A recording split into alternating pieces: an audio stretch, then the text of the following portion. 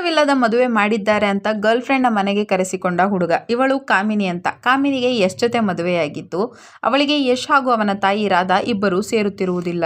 ಇನ್ನು ಮನೆಯ ಖರ್ಚಿಗಾಗಿ ಕಾಮಿನಿನೇ ಹೊರಗಡೆ ಕೆಲಸಕ್ಕೆ ಹೋಗುತ್ತಿದ್ದು ಕಾಮಿನಿ ಬೇಡವಾಗಿ ಟೆನ್ಷನ್ ಮಾಡಿಕೊಂಡ ಯಶ್ ಕುಡಿಯುತ್ತಾ ಕುಳಿತಾಗ ರಾಧಾ ಅವನ ಹತ್ತಿರ ಬಂದು, ನೀನೇಕೆ ಡ್ರಿಂಕ್ಸ್ ಮಾಡುತ್ತಿದ್ದೀಯಾ? ನಿಮ್ಮ ಮದುವೆಯಾಗಿ 5 ವರ್ಷ ಕಳೆದರೂ ಮೊಮ್ಮಗು ಯಾಕೆ ಆಗುತ್ತಿಲ್ಲ ಅಂತ ಕೇಳುತ್ತಾಳೆ. ಆವಾಗ ಯಶ್, ನೀವು ನನಗೆ ಇಷ್ಟವಿಲ್ಲದ ಮದುವೆ ಮಾಡಿ ನನ್ನ ಲೈಫ್ ಹಾಳು ಮಾಡಿಬಿಟ್ರಿ ಅಂತ ಬೈಯುತ್ತಾನೆ.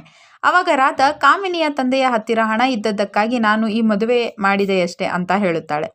ಆವಾಗ ಯಶ್, ಮೊದಲೇ ನನಗೆ ಸಾಕಷ್ಟು ಟೆನ್ಷನ್ ಇವೆ, ನೀವು ನನಗೆ ಮತ್ತಷ್ಟು ಟೆನ್ಷನ್ ಕೊಡಬೇಡಿ ಹೋಗಿ ಅಂತ ಬೈದು ಕಳಿಸುತ್ತಾನೆ. ನಂತರ ಯಶ್ಗೆ ಸಾಲ ಕೊಟ್ಟಂತಹ ರೌಡಿಗಳು ಅಲ್ಲಿಗೆ ಬಂದು ಯಶ್ನನ್ನು ಹೊಡೆಯಲು ನೋಡುತ್ತಾರೆ. ಆವಾಗ ಆ ರೌಡಿಗಳಿಗೆ ಹೆದರಿದ ಯಶ್ ರಾಧಾಳ ಒಡವೆಗಳನ್ನು ಕದಿಯುತ್ತಾನೆ. ನಂತರ ರಾಧಾ ಒಡವೆಗಳು ಕಳುವಾಗಿದ್ದನ್ನು ನೋಡಿ ಶಾಕ್ ಆಗಿ ಯಶ್ನನ್ನು ಕರೆದು ನನ್ನ ಒಡವೆಗಳು ಕಾಣುತ್ತಿಲ್ಲ ಅಂತ ಹೇಳುತ್ತಾಳೆ. ಆವಾಗ ಯಶ್ ಆ ಒಡವೆಗಳನ್ನು ಕಾಮಿನಿಯೇ ಕದ್ದಿರಬೇಕು ಅಂತ ಹೇಳಿ, ಕಾಮಿನಿ ವಾಪಸ್ ಕೆಲಸದಿಂದ ಬರುವುದೇ ತಡ, ನೀನೇ ಬೆಳಗ್ಗೆ ಒಡವೆ ಕದ್ದುಕೊಂಡು ಹೋಗಿರಬೇಕು ಅಂತ ಕಾಮಿನಿಯನ್ನು ಹೊಡೆಯುತ್ತಾನೆ. ಅವಾಗ ರಾಧಾ ಕಾಮಿನಿಯ ಬ್ಯಾಗ್ ಚೆಕ್ ಮಾಡಿದರೆ ಅದರಲ್ಲಿ ಹಣವಿದ್ದು ಈ ಹಣ ಎಲ್ಲಿಂದ ಬಂತು ಅಂತ ಕಾಮಿನಿಯನ್ನು ಕೇಳುತ್ತಾಳೆ. ಆವಾಗ ಕಾಮಿನಿ, ಮನೆ ಖರ್ಚಿಗಾಗಿ ನಾನು ಆಫೀಸ್ನಲ್ಲಿ ಅಡ್ವಾನ್ಸ್ ಆಗಿ ಈ ಹಣ ತೆಗೆದುಕೊಂಡಿದ್ದೇನೆ ಅಂತ ಹೇಳುತ್ತಾಳೆ. ನಂತರ ಕಾಮಿನಿ ಮನೆ ಕ್ಲೀನ್ ಮಾಡುವಾಗ ಯಶ್ ಬಚ್ಚಿಟ್ಟಂತಹ ಒಡವೆಗಳು ಕಾಮಿನಿಗೆ ಸಿಕ್ಕು ಯಶ್ನನ್ನು ಕರೆದು ಕೊಡುತ್ತಾಳೆ. ಆವಾಗ ಯಶ್, ಇವುಗಳನ್ನು ನೀನೇ ಕದ್ದು ಈಗ ನಾಟಕವಾಡುತ್ತಿದ್ದೀಯ ಅಂತ ಬೈದು ಹೋಗುತ್ತಾನೆ. ಆವಾಗ ಕಾಮಿನಿ ಅಳಲು ಶುರು ಮಾಡಿದರೆ ನಂತರ ಯಶ್ನ ಮನೆಗೆ ಅವನ ಫ್ರೆಂಡ್ ಸೋನಮ್ ಬರುತ್ತಾಳೆ. ಆವಾಗ ಯಶ್ಗೆ ಖುಷಿಯಾದರೆ ಸೋನಮ್, ಇಲ್ಲಿ ಸ್ವಲ್ಪ ಆಫೀಸ್ ವರ್ಕ್ ಇತ್ತು, ಹಾಗಾಗಿ ಹೋಟೆಲ್ ಬದಲು ಇಲ್ಲಿಗೆ ಬಂದೆ ಅಂತ ಹೇಳುತ್ತಾಳೆ. ಆವಾಗ ಯಶ್, ನೀನಿನ್ನು 1 ತಿಂಗಳು ಇಲ್ಲೇ ಇರಬೇಕು ಅಂತ ಹೇಳುತ್ತಾನೆ.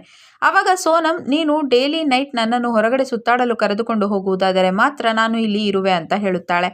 ಆವಾಗ ಯಶ್ ಆಯ್ತು ಅಂತ ಹೇಳುತ್ತಾನೆ. ನಂತರ ಕಾಮಿನಿ ಸೋನಮ್ಗೆ ಟೀ ತಂದು ಕೊಟ್ಟರೆ ಸೋನಮ್, ನೀನ್ಯಾರು ಅಂತ ಕಾಮಿನಿಯನ್ನು ಕೇಳುತ್ತಾಳೆ. ಆವಾಗ ಕಾಮಿನಿ ಯಶ್ ಅವರ ಹೆಂಡತಿ ಅಂತ ಹೇಳುತ್ತಾಳೆ. ಆವಾಗ ಶಾಕ್ ಆದಂತಹ ಸೋನಮ್ ಯಶ್ನನ್ನು ಅಲ್ಲಿಗೆ ಕರೆದು, ನೀನು ಇಷ್ಟು ಹ್ಯಾಂಡ್ಸಮ್ ಆಗಿ ಇಂಥವಳನ್ನು ಮದುವೆಯಾಗಿದ್ದೀಯಲ್ಲ ಅಂತ ಯಶ್ನನ್ನು ಬೈಯುತ್ತಾಳೆ.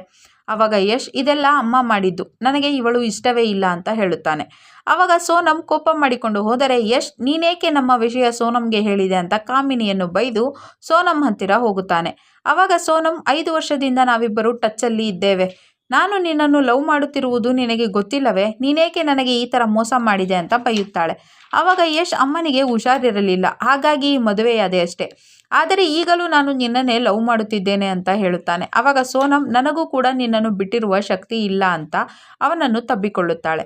ಅದೇ ಸಮಯಕ್ಕೆ ಸೋನಮ್ಗೆ ಒಂದು ಕಾಲ್ ಬಂದರೆ ಸೋನಮ್ ಪಕ್ಕಕ್ಕೆ ಹೋಗಿ, ನೀನೇಕೆ ನನಗೆ ಪದೇ ಪದೇ ಕಾಲ್ ಮಾಡುತ್ತಿದ್ದೀಯಾ? ಇನ್ಮೇಲೆ ತೊಂದರೆ ಕೊಟ್ಟರೆ ಪೊಲೀಸ್ ಕಂಪ್ಲೇಂಟ್ ಕೊಡುತ್ತೇನೆ ಅಂತ ಬೈದು ಕಾಲ್ ಕಟ್ ಮಾಡುತ್ತಾಳೆ. ಆವಾಗ ಯಶ್, ಯಾರ ಕಾಲ್ ಅಂತ ಕೇಳಿದರೆ ಸೋನಮ್ ರಾಂಗ್ ನಂಬರ್ ಅಂತ ಹೇಳುತ್ತಾಳೆ.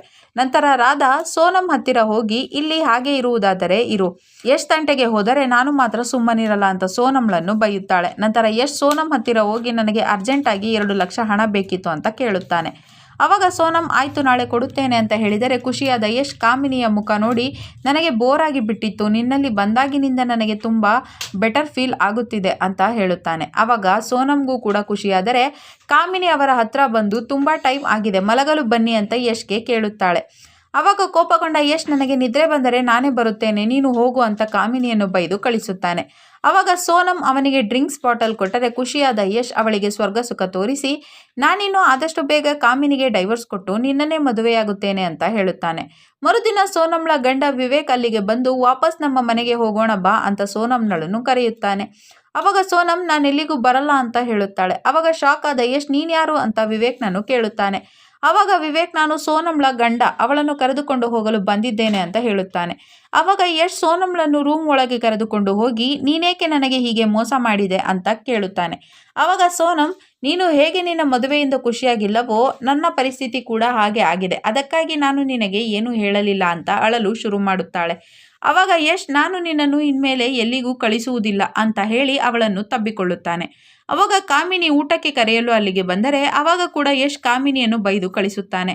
ನಂತರ ಕಾಮಿನಿ ಬೇಜಾರು ಮಾಡಿಕೊಂಡು ಕಿಚನ್ಗೆ ಹೋದರೆ ರಾಧಾ 1 ವಾರ ಬೇರೆ ಊರಿಗೆ ಹೋಗುತ್ತಾಳೆ.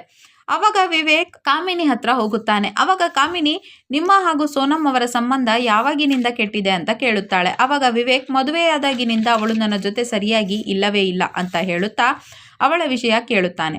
ಅವಾಗ ಕಾಮಿನಿ ನಮ್ಮ ಮದುವೆಯಾದಾಗಿನಿಂದ ಒಮ್ಮೆಯೂ ನಮ್ಮ ಮಿಲನವಾಗಿಲ್ಲ ಅಂತ ಹೇಳುತ್ತಾ ಬೇಜಾರು ಮಾಡಿಕೊಳ್ಳುತ್ತಾಳೆ. ಅವಾಗ ವಿವೇಕ್ ಕಾಮಿನಿಯನ್ನು ತಬ್ಬಿಕೊಂಡು ಸಮಾಧಾನ ಮಾಡಿದರೆ ಕಾಮಿನಿಗೆ ತುಂಬಾ ಖುಷಿಯಾಗುತ್ತದೆ. ನಂತರ ಅವರಿಬ್ಬರು ರೊಮ್ಯಾನ್ಸ್ ಮಾಡಬೇಕು ಅನ್ನುವಷ್ಟರಲ್ಲಿ ಯಶ್ ಅಲ್ಲಿಗೆ ವಾಪಸ್ ಬರುತ್ತಾನೆ.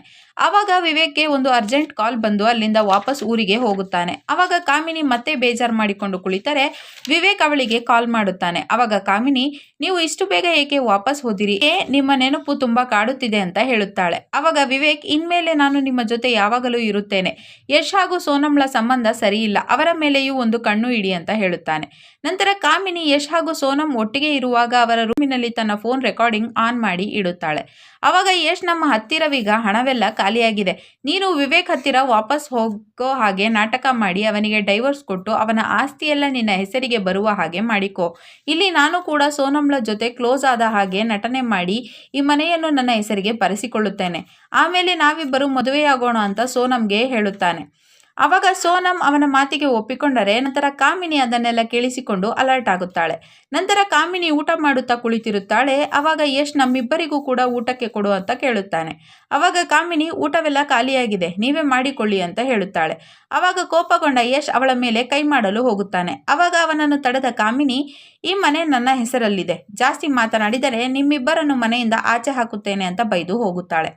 ಅವಾಗ ಸೋನಂಗೆ ಕೋಪ ಬಂದರೆ ಯಶ್ ಕಾಮಿನಿಯನ್ನು ಕೂಲ್ ಮಾಡಿ ಅವಳ ಮನೆಯನ್ನು ತನ್ನ ಹೆಸರಿಗೆ ಮಾಡಿಕೊಳ್ಳಬೇಕು ಅಂತ ಕಾಮಿನಿಯ ಹತ್ತಿರ ಹೋಗಿ ಸಾರಿ ಕೇಳುತ್ತಾನೆ.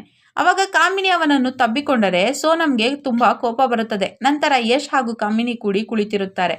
ಅವಾಗ ಊರಿನಿಂದ ವಾಪಸ್ ಬಂದಂತಹ ರಾಧಾ ಅವರಿಬ್ಬರನ್ನು ನೋಡಿ ಖುಷಿಯಾಗಿ, ಇಷ್ಟು ದಿನ ಯಶ್ ನನ್ನ ಜೊತೆ ಸರಿಯಾಗಿ ಮಾತನಾಡುತ್ತಿರಲಿಲ್ಲ, ಅದಕ್ಕಾಗಿ ನಾನು ನಿನ್ನ ಜೊತೆ ಒರಟಾಗಿ ನಡೆದುಕೊಳ್ಳುತ್ತಿದ್ದೆ, ಅದಕ್ಕಾಗಿ ನನ್ನನ್ನು ಕ್ಷಮಿಸಿ ಬಿಡು ಅಂತ ಕಾಮಿನಿಯ ಹತ್ರ ಸಾರಿ ಕೇಳುತ್ತಾಳೆ. ಇನ್ನು ಈ ಕಡೆ ಸೋನಂ ಕಾಮಿನಿಯಿಂದಾಗಿ ಯಶ್ ನನ್ನಿಂದ ದೂರವಾದ, ನಾನು ನಿನ್ನನ್ನು ಸುಮ್ಮನೆ ಬಿಡಲಾರೆ ಅಂತ ಕಾಮಿನಿಯ ಮೇಲೆ ಕೋಪ ಮಾಡಿಕೊಳ್ಳುತ್ತಾಳೆ. ಅವಾಗ ಅದನ್ನು ನೋಡಿದ ರಾಧಾ, ನಿನ್ನ ಇದೇ ಗುಣಕ್ಕಾಗಿ ನಾನು ಯಶ್ ಜೊತೆ ನಿನಗೆ ಮದುವೆ ಮಾಡಲಿಲ್ಲ, ಇನ್ಮೇಲೆ ಮತ್ತೇನಾದರೂ ನೀನು ಅವರಿಬ್ಬರ ತಂಟೆಗೆ ಹೋದರೆ ನಾನು ನಿನ್ನನ್ನು ಕೊಂದು ಬಿಡುತ್ತೇನೆ ಅಂತ ಸೋನಂಳನ್ನು ಹೆದರಿಸುತ್ತಾಳೆ.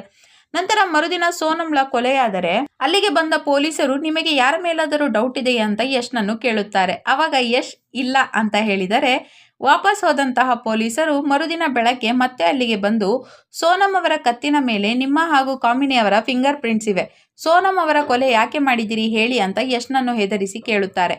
ಅವಾಗ ಯಶ್, ನಿನ್ನೆ ನೈಟ್ ಸೋನಂ ಕಾಮಿನಿಯನ್ನು ಕೊಲ್ಲಲು ಬಂದಿದ್ದಳು, ಅವಾಗ ಕಾಮಿನಿ ಸತ್ತು ಹೋದರೆ ನನಗೆ ಈ ಮನೆ ಸಿಗಲ್ಲ ಅಂತ ನಾನು ಅವಳನ್ನು ತಡೆಯಲು ಹೋದೆ. ಅವಾಗ ಕಾಮಿನಿಗೆ ಎಚ್ಚರವಾಯಿತು. ಅವಾಗ ಸೋನಂ ನನ್ನ ಎಲ್ಲ ಸತ್ಯ ಕಾಮಿನಿಗೆ ಹೇಳಿಬಿಡುತ್ತಾಳೆ ಅಂತ ಹೆದರಿದ ನಾನು, ಸೋನಂ ನನಗೆ ಬ್ಲಾಕ್ ಮೇಲ್ ಮಾಡಿ ನಿನ್ನನ್ನು ಕೊಲ್ಲುವಂತೆ ಹೇಳುತ್ತಿದ್ದಾಳೆ, ಇವಳನ್ನು ಕೊಂದು ಬಿಡು ಅಂತ ಕಾಮಿನಿಗೆ ಹೇಳಿದೆ, ಹಾಗಾಗಿ ಕಾಮಿನಿಯೇ ಸೋನಂಳನ್ನು ಕೊಂದು ಬಿಟ್ಟಳು ಅಂತ ಪೊಲೀಸರಿಗೆ ಹೇಳುತ್ತಾನೆ. ಅವಾಗ ಕಾಮಿನಿ, ನೀನು ಬದಲಾಗಿದ್ದೀಯಾ ಅಂತ ನಾನು ನಿನ್ನನ್ನು ನಂಬಿ ಕೊಲೆಗಾರಳಾಗಿ ಬಿಟ್ಟೆ ಅಂತ ಯಶ್ನನ್ನು ಹೊಡೆಯುತ್ತಾಳೆ. ಕೊನೆಗೆ ಪೊಲೀಸರು ಅವರಿಬ್ಬರನ್ನು ಅರೆಸ್ಟ್ ಮಾಡುತ್ತಾರೆ. ಕತೆ ಇಲ್ಲಿಗೆ ಮುಗಿಯುತ್ತದೆ. ಈ ವಿಡಿಯೋವನ್ನು ಪೂರ್ತಿ ನೋಡಲು ಶಿಮಾರು ಟಿವಿ ಎಂಬ ಯೂಟ್ಯೂಬ್ ಚಾನಲ್ನಲ್ಲಿ ಪತಿ ಕಿ ಖಾಸ್ ದೋಸ್ತ್ ಎಂದು ಹುಡುಕಿ ನೋಡಬಹುದು.